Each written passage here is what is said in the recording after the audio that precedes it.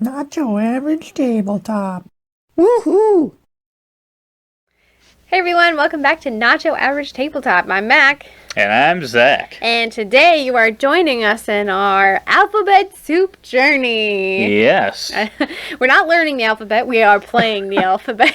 We are playing our entire collection A to Z. Yes. And we got to the letter H, Elmo. And there's only about 6 games in this one, so kind of a smaller one for us so far. So, yeah, some good games, some games. We'll see if we're going to call any, or if we're keeping them all. Yes. All right, so first up we have Honey Buzz. Honey Buzz. Buzz, buzz, buzz. This was one that you tried out for the first time? Yes, it's brand new to me. What were your thoughts? It was good. Cute. Gotta love those bees and the pollen and the honey, actually, that's in it. It's also just a beautiful game, so gotta hand it to him on that. I really enjoyed the honeycomb building, and then the kind of action placement, pollen stuff that you did with that. Mm-hmm. I think it might be a little bit more difficult at a higher player count, but yeah, I thought it was fun. I wasn't a huge fan of the market, but I feel like it has to be in there. You have to have that in there. Mm-hmm. But that is the reason that you whipped me. So Possibly. I think that was also the most we hadn't played it in a while, so maybe I'm remembering incorrectly, but I feel like that was like the most that I'd used the market in all the games we'd played. Well, you got like 2 of the pollens down to the lowest possible. Right. Because usually I feel like the contracts, so the way the game ends is either getting so many of those down to the bottom level, I think, or else running out a stack or 2 of the cards, I believe it is. And usually it seems like in the games I've played, those run out really quickly, and we don't really sell all that much. But this game, we definitely, well, yeah, I know I sold quite a bit. I think you sold quite a bit as well. Not nearly as much as me. No. But it was also your first time playing it. Yeah. I like this one quite a bit. I like the Beeples. This is a very well-produced game. It might be... It's probably the best looking H game that we have, I think. And there's actually, I don't think this is even like the deluxe version. Really? So I think I don't know what is better, but I mean this is already seems like deluxe. Yeah. Deluxe already. I would love say. it. It's so pretty. I would argue that this is probably one of our prettiest boxes. It probably is, and like including everything inside of it too. The artwork they used is You really have great. Honeycombs It's very on the inside of the box. Yeah, I don't know if they'll be able to see it. That is a fun thing to add in there that they didn't have to. Mr. Bear and Raccoon at the market stand. You got the bees carrying the little honeys. I kind of thought this might be your favorite H game. Kind of surprised. No, it's not. But it probably is my favorite produced H game. I like it quite a bit, actually. It's a very good worker placement game, and then your pattern building that you're doing with the honeycombs. I really like how that works. Yeah. Solid game, solid production. Definitely. All right, a little tin game here. We've got Hanabi or Hanabi or however you say it. Hanabi. I think this was, it was the Spiel des Jahres 2013 winner. And this one, you play slightly, it's a card game, you're playing very differently than you normally play. So usually when you're playing card games, you're looking at your cards and see what you have. In this one, you cannot see your own hand, but you look at everyone else's hand. You can see every other card but your own. And I think that's an interesting take on a game. It's the, what would you call it, deduction style game where you've got Lots 5 different... of deduction, reasonings, and a couple of wink-winks. Right. This is a cooperative game, so usually you're not supposed to talk or give whatever, but I feel like in most cooperative games that we play, we kind of probably do more table talking. Especially if there's someone who's been like super comfortable with the game. Yeah. It's maybe a little daunting when you realize you can only play a card or make a clue, and you only have so many clues. So. Right. Yeah. I think that's what really makes the game work is that the amount of clues and figuring out when do I have to hint something versus when can I just either throw something away or try to attempt to play something. Yep. I like how that works. I don't know though if it's one that I would take out that much.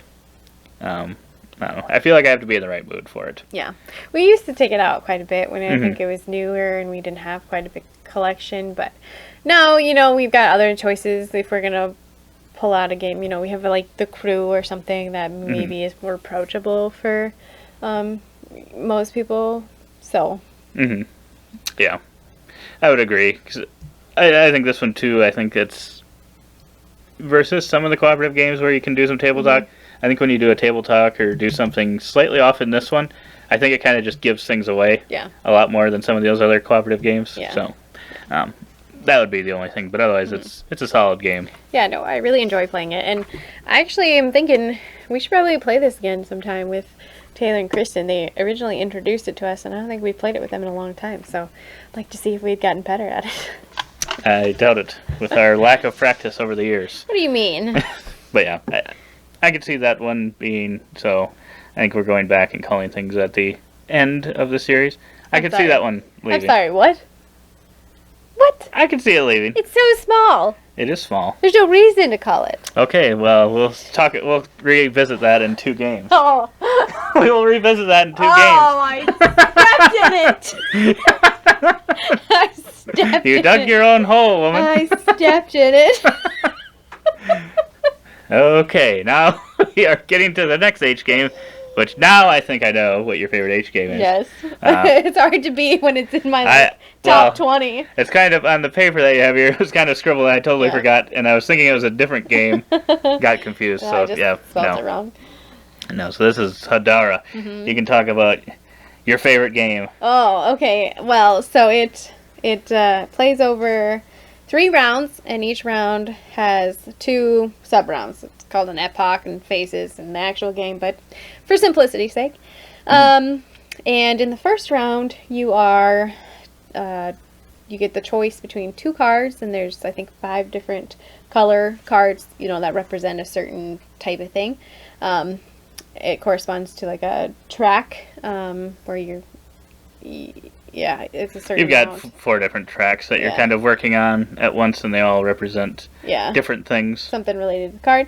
So you're taking one, and then you're putting one back on the pile, and then you move to the next color card and do the same thing until everyone's gone around the entirety of those 5 one time. And then based on the cards that you're either buying or selling that round, you are moving up those corresponding tracks, and then there's like a little phase in between where you could look to potentially score some points or do some things with those tracks that allow you to gain more resources or score points at the end of the game.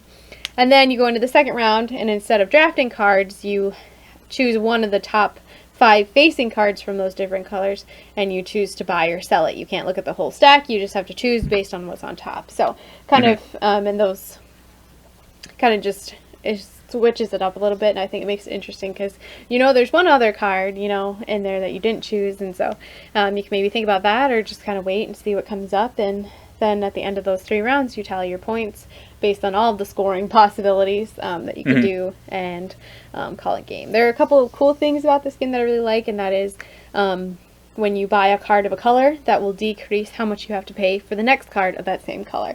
And so if you get like 3 greens and a card later on costs 5 greens, well, it's only going to cost you 2 money. But yeah, it costs you 5 money. Yeah. It doesn't cost you the cards. Right. I just got it. Sorry, I just got a little confused. You're saying a card costs 5 greens. Yes, it costs 5 money, but if you have 3 green cards already, it only costs and you're buying a 2 green money. card. Yes. An additional one. Yes. I knew what I was saying. Yes. Sorry. Yes, that is my favorite part of the game too, but I actually thought I would like it more. And that's why this one is another one that kind of disappointed me just a little bit. I still like it quite a bit, but it wasn't quite what I was hoping to get from it. When I heard that, I thought, oh, that sounds really, really cool. But then I think it still is cool, but it just wasn't, it didn't quite give me that, I don't know, that feeling inside that I was hoping for. But Yeah. it's still solid. I think it plays well at a high player count. I was which going to say that too. Likes it, but I will say now, even though we haven't probably played with all of the cards, I do feel like it's almost the same game for me every time. There's not a lot of variability in ways to score. You basically either go up the green track, or the red track, or the blue track. Or you try for both. And if you are really, really good, or lucky, or cheating at the game, you can make it up all of those tracks. I don't know who that's going after. No, she's just insanely lucky sometimes. It's crazy. But no, I agree. I think that one's a good one at the higher player counts, which makes it good because a lot of it is simultaneous. Yeah. And it's fun artwork, and it's yeah, it's just it's really, got kind of the different. I like the different civilization looks and the artwork and stuff. I do like how that comes together. Yeah. Then we'll get to the game I was talking about. When you said small games, why can't we just keep them? Why do we have to get rid of them? It's not even comparable, though. Hokkaido. So yeah, this was one that we've only played a couple times. We got back to. It's what this A to Z is all about. Is playing these games we hadn't played in a while to give them one more chance. And yeah, it's a game where you're putting out cards with some 6 different symbol or 6 different landscape things on them, and you're trying to build out a little tableau of cards, and you have to kind of connect them by either having some cards overlay other things or go underneath another card. So that part does seem pretty cool, but there are some limitations as to how you do it. So the mountains cannot be placed underneath other things. Yes, neither can the lakes. Lakes cannot be placed underneath, and the mountains can only be in a straight line, which you were playing pretty fast and loose with in our game, I will say. You were dividing it into 3 mountain ranges. But yeah, I would agree that some of those things are they kind of are just too. It's too restrictive for what it is. Yeah, I feel like this should be a really fast kind if of you got rid of the drafting game. mountains, I feel like that would open it up much wider. Yeah, I wish they. I mean, the only thing that wouldn't work then is the 2 villages, but I suppose you could just have your 2 largest villages or something. The smaller of your 2 largest villages or something. Yeah, I think you could change it to that and then just have kind of mountains throughout, and if you can get a range, you could maybe score for your longest mountain range. Yeah, or kind something of like that. the lakes. But I suppose then, it'd be scoring the same as the lakes, so maybe that wouldn't... One or the other. Right. But yeah, I can see how... But it forces you to play them. Yeah, it just forces you to do it certain ways, and then sometimes, it just doesn't work as well. And I feel like a game like this should maybe be just a little more forgiving than that. So I can see why you'd want to call it. And we can call this game. I feel bad. I feel less bad knowing that you aren't a huge fan of it. Yeah. I think this last game... And I couldn't remember how I was thinking it, because it's been a while since we played it the last time. But I felt like this gameplay of it went better, I thought, than the last time. But, I would still say it felt pretty restrictive as we were going through it. Yeah. Wow. Yeah, I don't know. I just will never understand it. So yeah, I believe we are culling that one. Potentially, yes. So then we get to probably my favorite H game, Hadrian's Wall. So this one's the one from Garfield Games. I think it is from Garfield. I think they work with Renegade, so I didn't know if this was a Renegade copy or Garfield Games. But this is a very heavy flip and right game with a... so it's, if you watched our G video, we talked about Gone Shown Clever. It's like Gone Shown Clever on steroids. Yeah. With not quite as many bonuses, but it's still very similar. You thought 5 areas? You thought that was a lot? To consider was a lot? This one... Try 10.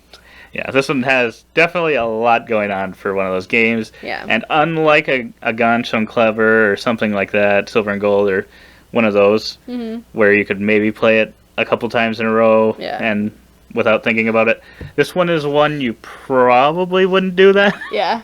Because it is very thinky. I think you get a lot of interesting decisions, though. It feels like a game that you could try a few different strategies, and There's a lot of options. I don't know, even if you did try the different ones, I don't know that you could be sure which ones would be better than the others because there is just so much going on. Yeah. That you could be like, oh, I did that this time, and maybe you did really well, but I feel like you could try that again the next time and maybe not be able to do some of the other things. So you don't like my wall strategy and nothing else? No, I mean, it worked. You ended up winning, but no, that's what I really like about this one, is it feels like it's got, so some of those other ones, like a Gons, I feel like I try a very similar thing every time to try to get that as high a score as I can get now is kind of what I play that for. Yep.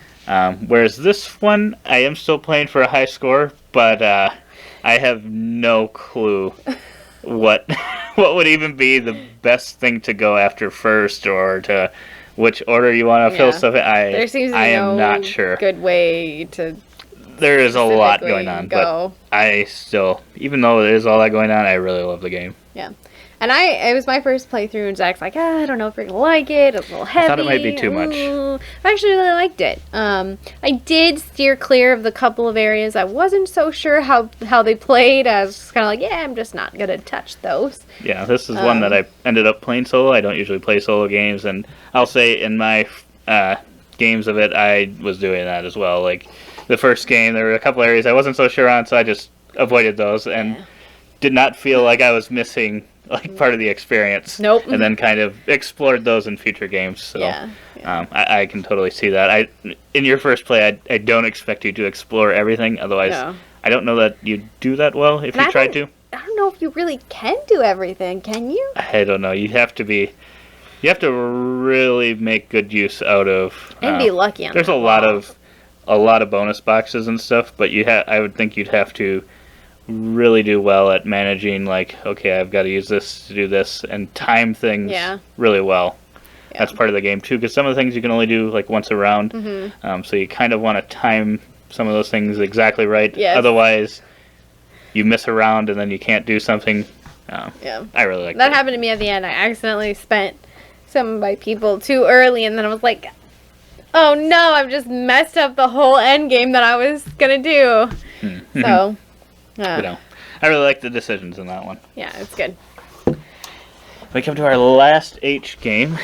Holy schmoly. Holy schmoly. It's a...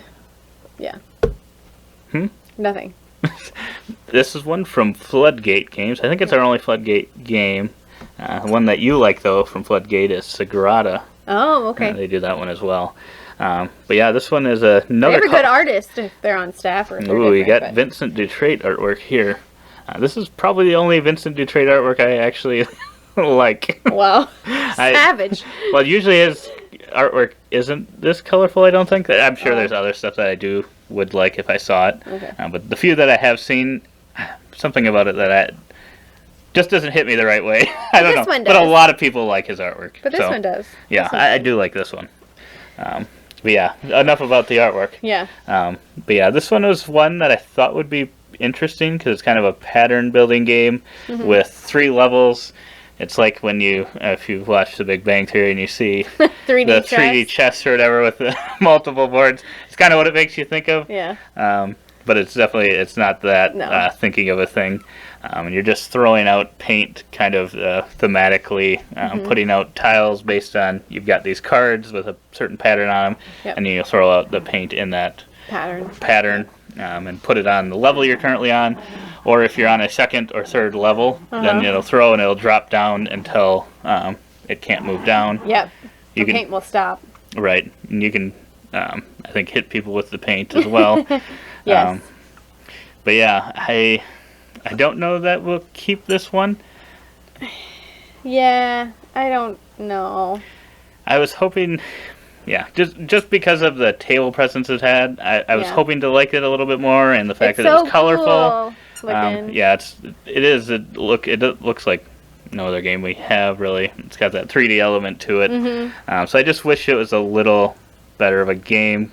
Because it just some of that, it's kind of hard to place the stuff in there and see which spots you're going to. If the paint is dropping or the powder or whatever is dropping down to the next level, it's kind of hard to tell where they are, so it's kind of fiddly. Yeah, you have to kind of... I think it's too simple of a game to be fiddly. Yeah, and When we played it 2-player, but I would be nervous to play it at more than that because I already felt kind of constricted. Like it was going to be difficult to complete some of those cards. Like, I don't know. It's not chess, but it felt a little bit like having to think multiple moves ahead of not only yourself, but also your opponent to get either them with paint or to make sure the paint fell in ways that you could use. Yeah, maybe. I probably haven't played enough to really know for sure, but yeah. I would say this one's probably going to be called. Otherwise, it's definitely right there for a look back of all the games that we played over the year. It's probably got a chance of being called, but it's an interesting theme. I can see it's so pretty. It makes sense where the stuff is falling down and stuff. I just wish it just worked a little cleaner. Yeah, I would agree. So yeah, those are all of our H games. So it looks like we're gonna possibly Cull, Hokkaido, and Holi. So that's only gonna leave us with 4 H games. So if you guys have if you have any suggestions on some solid H games that we need to look into to replace those, let us know in the comments below. Let us know. But otherwise, I think my favorite is Hadrian's Wall. Yours was Hadara. So we both recommend those 2 games. Check them out. Well, Hadrian's Wall, look into it if you're looking for a very thinking experience. If you're not looking for that, do not go out and get that one. Yeah. But, yeah. Yeah, it was good. Thanks for watching. Go check out our channel for all of our other content. And don't forget to keep on nibbling on that content.